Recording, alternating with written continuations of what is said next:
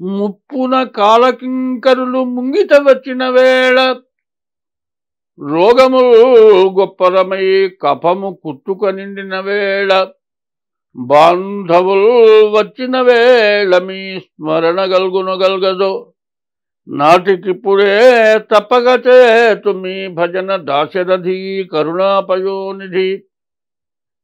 రామదాసు గారు చెప్పిన పద్యం. ఆయన స్వశరీరంతో మోక్షానికి పోయినాడు. ఆయన ఏం చెబుతున్నారంటే, ప్రతి వ్యక్తి కూడా మరణించేటువంటి సమయంలో ఏదో ఒక వ్యాధితోటే మరణిస్తారు.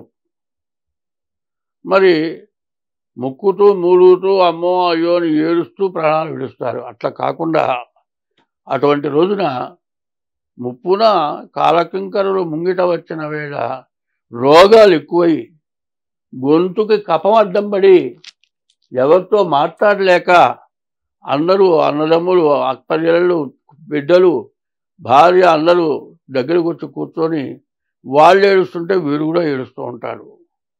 అట్లా కాకుండా ఈ భార్య పిల్లలు ఇల్లు వాకిలి అన్నీ ఏమి ఉపయోగపడేవి కాదు. చివరి రోజున నిన్నెవరైతే స్మరిస్తారో వాళ్ళకి మోక్షం వస్తుందని చెబుతున్నారు. కాబట్టి ఓ రామచంద్ర నిన్ను ప్రార్థిస్తున్నాను అని ఆ విధంగా ప్రార్థించినట్లుగా ఆ పద్యం చెప్పారు.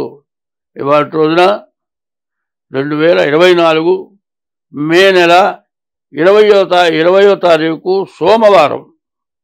2024 మే నెల 20వ తారీఖు సోమవారం. సూర్యోదయం ఉదయం 5:31 సూర్యాస్తమయం 6:28. క్రోధినామ సంవత్సరం వైశాఖ శుద్ధ ద్వాదశి. పగలు 3:59 వరకు.